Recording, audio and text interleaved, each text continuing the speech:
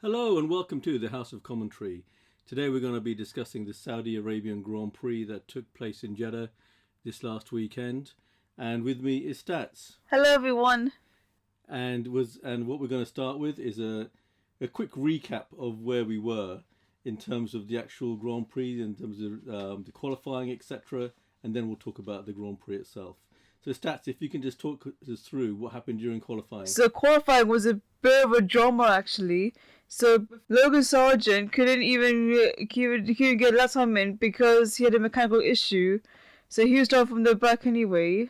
Wow. So that's actually quite incredible when you think about all the preparation taken in the last sort of 2-3 months. Because remember, the winter break took place. Yes. They were preparing, and all of a sudden they're in the second Grand Prix and they can't even get the car to go around to get a decent lap time. Yeah, and there was also another breaking news that came up even before the qualifying session. And what was that? Ferrari. So obviously in Bahrain they actually had to replace Leclerc's engine. They actually replaced Sainz's engine as well. Wow. Okay, so in two races, 2 replacement engines. And keep in mind, they're only allowed 2 power units for the whole year. Oh, wow.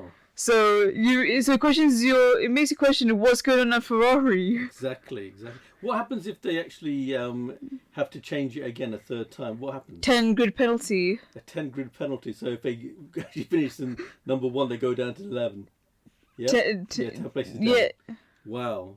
That's a hell of a difference. Can you imagine if that happened towards the end of the season? That'd be a nightmare. Yeah. So obviously that's going to happen with Leclerc. That's obviously what happened to Leclerc because in Bahrain they replaced his engine twice. Oh wow. And the engine that they had to so he had one engine change, and then another engine change, and that second engine change cost him a podium. Oh wow. I didn't realise that. Yeah. So in the qualifying, obviously there was a drama going on at Ferrari, and was it Stroll that couldn't set a... No, Logan Sargent. No, Logan Sargent, sorry. The rookie at Williams. Yeah, he just joined. It's his first year, isn't it, in GP? And he couldn't set a time, which is really embarrassing, isn't it, if you think about it. You'd really want to be able to set a time. Yeah. And then what happened? So how did the actual qualifying go? Well, Norris actually got knocked out Q1. Really? McLaren. Wow. They always seem to be struggling, don't they? Yeah. But the biggest shock, I think, came in Q2 when Max Verstappen came on saying that he had a problem with the drive shaft. Really? And because of that, he tried to get as much power as he could to get lap time in, but he couldn't. And as a result, he's starting 15th on the grid. 15th? Yeah. Oh, wow. And you can imagine what he must have been going through. Yeah, exactly. Yeah. And then what happened? So obviously, because Verstappen was actually number 1 in the practice sessions, and so obviously he was the hot favourite for the pole position. But with him, you're thinking, okay, who else has a shot? That's right. And to me, I was actually thinking Alonso might be able to take it. Really? Yeah. And I have to say, Aston Martin have done quite well this year, because in Bahrain they actually finished in the top 10. It's actually quite amazing when you think about where they're coming from. It's been a long time since they've been on F1. I mean, obviously they've been sponsors and so on, but to have their own team and to do so well so quickly is really good. It makes a difference, to be honest, because otherwise you're just seeing Mercedes, Red Bull, Ferrari. I know. To have this fourth team suddenly come out of nowhere, I think it really makes it very exciting. Oh, I agree. And then, so we mentioned Norris being knocked out Q1. His teammate Q3, and this is his first season as well. Yeah, that's amazing as well. So, in terms of the qualifying, who finished in the top 5 then? So the top 5 was Sergio Perez, Charles Leclerc, but he had the 10-place grid penalty, so he starts 12th. Yeah. So that promotes Fernando Alonso to the front row. Okay. And then 4th was George Russell, and then 5th was Carlos Sainz. So where did Verstappen finish? 15th in the qualifying. Can you explain how he got there? What exactly happened? So he came on the radio saying there was a problem with his drive shaft, which his drive shaft. Okay. And the drive shaft is actually the part that actually controls the gear changes. All right. So he was struggling to change gear. All right. Okay. It's a bit like getting stuck in first gear and not being able to Yeah. accelerate any faster. Well, that's really bad. So he finished quite low, 15th. That's really low. And he at the beginning of the race, before this race started, he was in the top of the rankings, wasn't he? In terms of the Yeah, in the champion- qualifying, yeah. after the first race in Bahrain, he was the top of the drivers' championship. So he must have been gutted, thinking, "God, what's going on here?" You know. I mean, he even shouted on the radio saying, "What the hell's going on?" Really. So he's got a hell of a race to go. Perez, obviously, amazing that he finished on pole, which I think is fantastic for him, especially considering how he finished the previous season. Yeah. So it's really good. And was it Alonso again? Yeah, Alonso is starting second. That's amazing as well, isn't it? Absolutely I phenomenal. know. So, come the day of the race, take us through the first few laps and give us an idea of what happened. So this was actually surprising. The first few laps, Alonso took the lead from Perez on the first corner. Oh wow! Yes, sir. And when that happened, I was like, he's finally gonna win a Grand Prix after so long. Yeah. It's been a long time since he won a Grand Prix. Yeah, because apparently the last time he won a Grand Prix was in 2013. Oh wow! 2013, 10 years ago. Yeah. Wow! I hadn't realised he'd been there that long. I know. So obviously that was amazing because I think Perez must have thought, okay, I just get in front, stay in front, and before he knows it, he's second. Yeah. Which in itself is. And how long was he in second for? Was it just for the one lap? 4 laps. For 4 laps, he was second. Oh my god! I actually saw parts of the race. I didn't see the whole race. Yeah. I saw most of the ending, the last 5-6 laps. Mm-hmm. But yeah, I hadn't realised that Alonso it must have been amazing that he actually got fast. It must have shocked everybody as well. Oh, I can imagine the agree. commentator saying, "What's going on here?" Yeah. They're so used to seeing Alonso sort of struggle. I know. Normally you see Red Bull just blast away from the field. Exactly.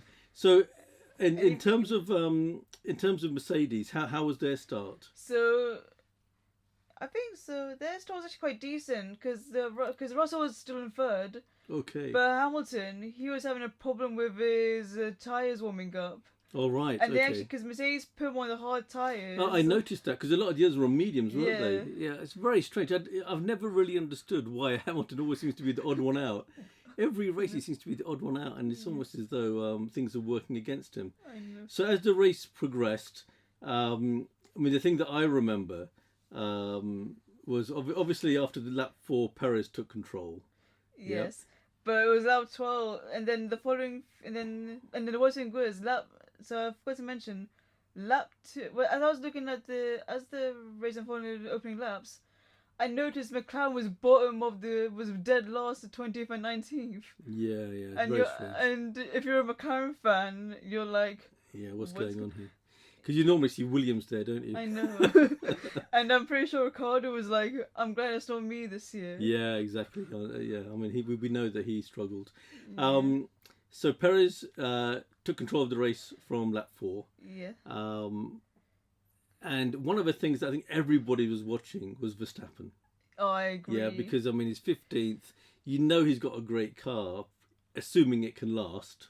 Yeah. And he's a great driver. So he knows reigning champion as well. reigning champion, obviously. And so how did he progress? Because he started at 15th. Yeah. So how did he progress? When did he start really getting into the mix of things? I mean, lap 12. So Hamilton was currently 6th at this Okay. point. Verstappen literally breezed past him like it was nothing. Really? So within 12 laps, he went from 15th Into the top 5. into top 5. That's amazing. I mean, that is I absolutely know. amazing when you think this circuit's quite a fast circuit, though, Yeah. isn't it? Yeah, it's one of the fastest circuits in the world. So And to keep in mind, last time they raced in Jeddah, this was Verstappen Hamilton. Hamilton actually Verstappen. He actually had to back up. He actually crashed into the barriers in the qualifying session. oh wow, Yeah, that's actually quite something. I know. And in terms of actually Russell, how was he doing? Oh, he was doing pretty well actually compared to Hamilton. Because I'm there looking and Hamilton's complaining, whereas Russell, taking it in his He's just getting stride. on with it, isn't it? He's I just getting know. on, and that's what I like about Russell. He just gets on with it. He's actually a nice guy when he gives his interviews as well, which I really like. Yeah. So Verstappen obviously is now looking at Hamilton in his rear view mirror because he's got past him, Yeah. and he's bombing it. And then, so what did Ferrari do? What was it? So because Ferrari always end up doing things that I are a bit know. strange in just Yeah. every race. So what? So were there any particular interesting things that Ferrari were up to? So lap 17, they actually brought signs into the pits for a tyre change. Yep. And it was actually quite lucky because on lap 18, Stroll DNF'd because there was smoke coming out of his car. Okay. And that brought the safety car. All right. Okay. So it meant they could all bunch up and sort Yeah. of take chance because when the safety car comes out, It probably slows bunches down. It slows down the race, and it also bunches the people up, and it also gives them an opportunity to pit as well if they want to as well. Yeah, which is what the top 6 did. Really? So that being Top 6 pitted. Yeah. Oh my so word. that being Perez, Alonso, Russell, Verstappen, and Hamilton. Oh wow. Because Sainz obviously pitted the lap before. The lap before. Which Right. was quite lucky. Yeah, yeah. So they came out of the obviously they came out of the actual pits all with new tyres. Yep. Did Hamilton actually change his tyres Yeah, to mediums? yes, he did. He did, right? Okay. So all of a sudden he's on normal tyres compared to everybody else. Yeah. Like everybody else. Because I remember listening to the commentary and they were saying the hard tyres the medium tyres are much better suited than the hards. Yeah, you'd have thought that actually Mercedes would have thought about that at the beginning of the race. I know. I mean, what is going on? Yeah. It reminds me of the last race in Brazil when Hamilton made that comment. Please don't do this to me, No, it's guys. Abu Dhabi. Abu Dhabi. He said, please don't do this to me, guys. And they what did it. happens? He had to retire because of the tyres. Yeah, in the previous race, yeah. So, Yeah. So when did the race resume then? So if they all went into the pit lanes, there must have been quite a long safety car. So on lap 21 is when the race resumed. Oh right, okay. So it's for a couple of laps, at least 2 laps at least. Yeah. Yeah. Because the way because they had to get Stroll's car out of the way. Okay, yeah, because it was partly there was a possibility a car might hit it because of the way it was sort of stopped. Okay, so they got rid of his car and he finished last. And you're thinking, if it can happen to Stroll, then what are the chances of it happening to Alonso? Yeah, exactly. So the race resumes, and then what happens? So so obviously the top 2 are the same, Perez, Alonso. Yeah. And so that was for a couple of laps. And then lap 22, Hamilton got back into the top 5. Wow. Yeah. So the tyre change worked for a change. Yeah. That's good. So he got ahead of Sainz, basically. Yeah. Yep, they got into 5th. What was Verstappen up to by this time? Well, so by this time, it was actually Russell and Verstappen battling for the 3rd place. Oh, right, okay. And Very keeping cool. in mind, and looking and watching this, I was like, Russell's definitely the type of guy who won't give up easily. No. He's actually he's a hard person to overtake. He's a very hard person to overtake.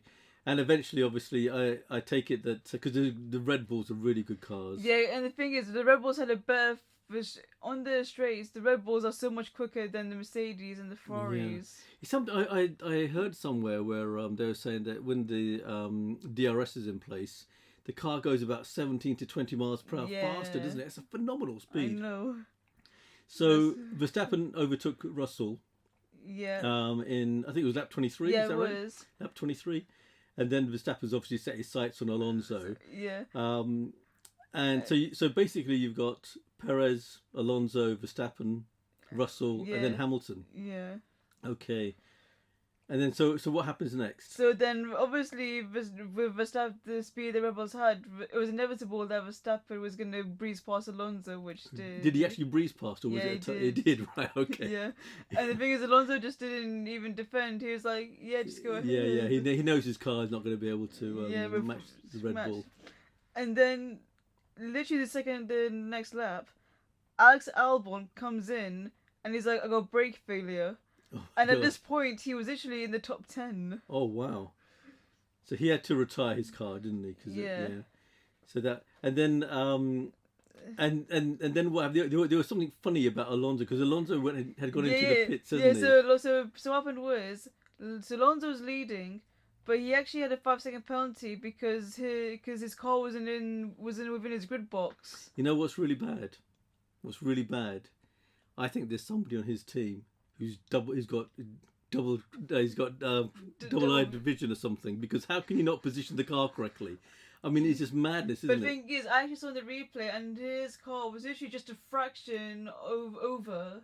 Really? Yeah. Just a fraction. I know. And he lost 5 seconds because of that. Yeah. That's terrible. And the thing is, he's the second driver to actually get a penalty, because in Bahrain, Esteban Ocon, who's his former teammate, he had the exact same thing happen to him, and he got a 5-second penalty for it. Really?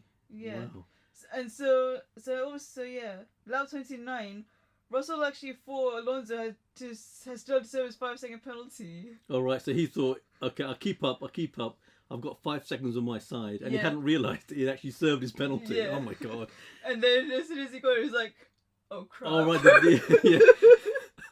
Yeah, I remember. Yeah, because the guys were saying, "You're wrong. He's already served it."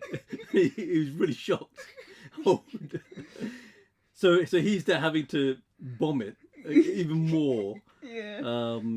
And then obviously you've got Hamilton bearing down on him, wanting to get ahead of him. Yeah, and the team was like, because the team wanted Hamilton to go past Russell, but they changed their mind. Yeah, but Russell was he was actually quite far out, and Hamilton just couldn't reach him, isn't it? Yeah. So basically, if you think about it, why should he give up his place? Because he have to slow down so much. I know. It's better to just keep it going, and hopefully Hamilton will catch up to him, which he didn't do, did he? He stayed in that position. Yeah. So the thing is, so they said and so obviously the few battles are happening behind the top 10.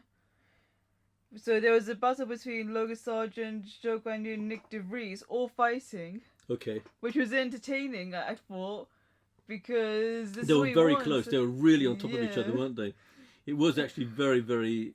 It was really entertaining. It was great. It was a great race, actually. Yeah, and then on lap 39, Verstappen's complaining about the same part that cost him a grid place. Yeah, I remember that. And the strange thing is, there he is. He's in second place, Yeah. and you're thinking, will his car even Lost. survive? And the strange thing is, last season, you never thought like that. You thought, right, his car's just got to get to the end. Yeah. But this season, because of the qualifying, and I don't know, there's something about the fact that every time you think something goes wrong, it actually goes wrong.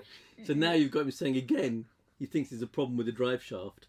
I can just imagine all the people at Red Bull panicking, trying to think, what the hell is that? Like they were literally in a pure panic, I think. Yeah, and it could be any sound, couldn't it? It could be anything. No. But And he even said there was a high vibration. There's a high vibration sound in the car. wow, okay. Yeah. And the speeds they're travelling at, that can be really, really dangerous. Yeah. And then the thing is, on lap 41, Perez comes on the radio complaining about his brake pedal. Oh my god! And you're thinking, double whammy. Is it going to be a double whammy? It was 50 laps, I think, wasn't it? Yeah. 50 laps. So literally last 9 laps, you got both of Red Bulls, and you're thinking, will they even get to the finish line?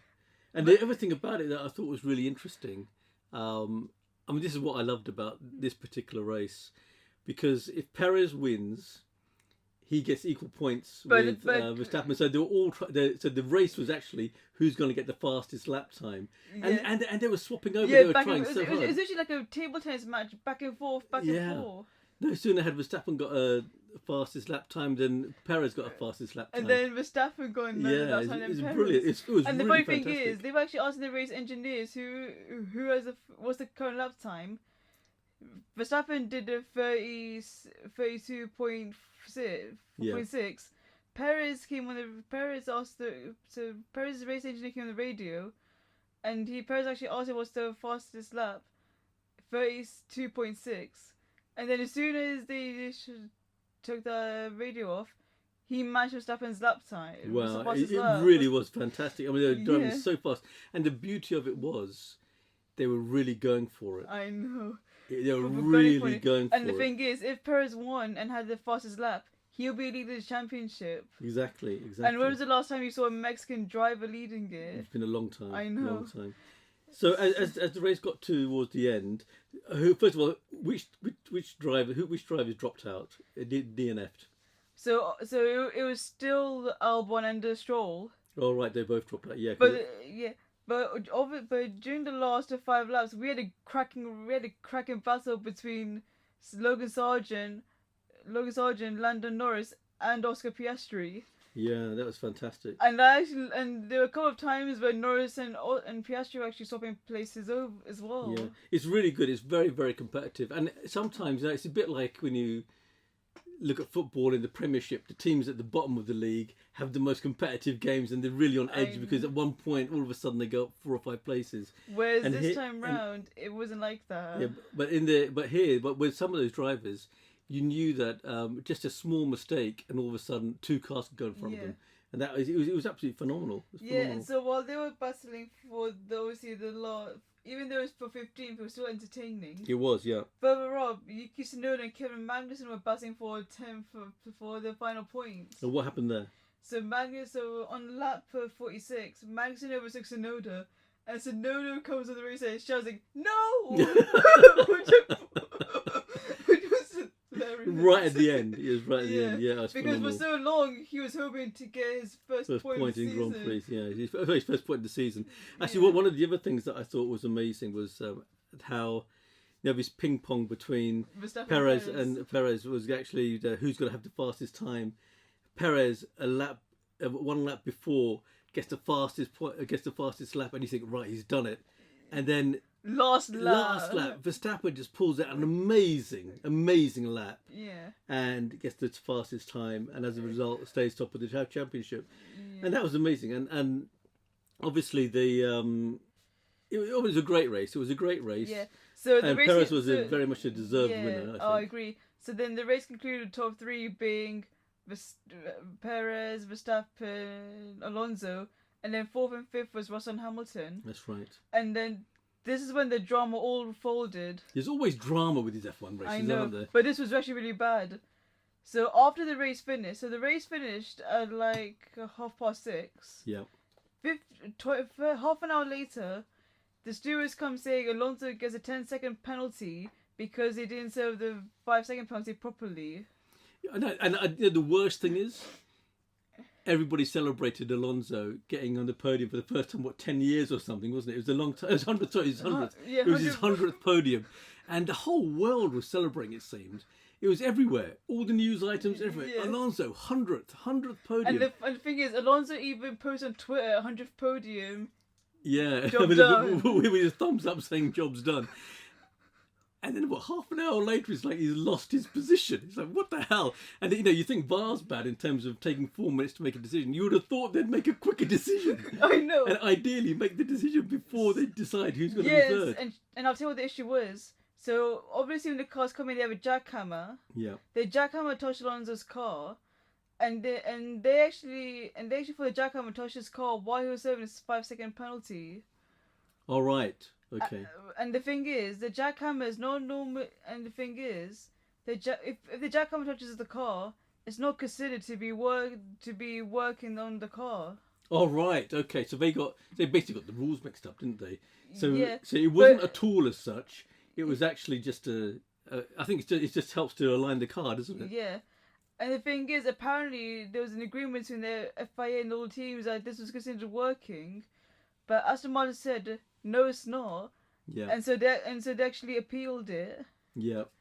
And the worst thing is, they actually gave the podium to Russell, and Russell had actually taken a picture of it, posted on social. Yeah, with the award. And the strange thing is, and this is what I really like George Russell, because when he was awarded the 3rd place, he actually said, "Look, it seems a bit unfair." Oh, I agree. It seems a bit unfair. And he even said that Alonso deserves it more than he does. Yeah, but then he said, "Wait, I don't mind." Yeah, I don't mind. He celebrated it. And I saw Alonso's interview as soon as he found out, and he was like, "I celebrated the podium. I held it. What more could you ask for?" Yeah, exactly. And then about 2 hours. It was quite late in the day, wasn't it? Yeah, late in the evening. Yes, and then at 9:50 in the evening, our time, UK time, Aston Martin appeals their decision. Okay. To get Alonso reinstated to the podium. Yep. And then an hour later, gets reinstated. Wow, that's amazing. And so the world was back to where it was before. Yeah. It's great. And I think one of the great things about this race is that Well, it was actually a great race. All the drivers seemed to have a good race. But one of the things I really liked about this race was there seems to be a lot more camaraderie at the moment between the teams, and a bit more respect, I think, between the teams, which is really good. Yeah.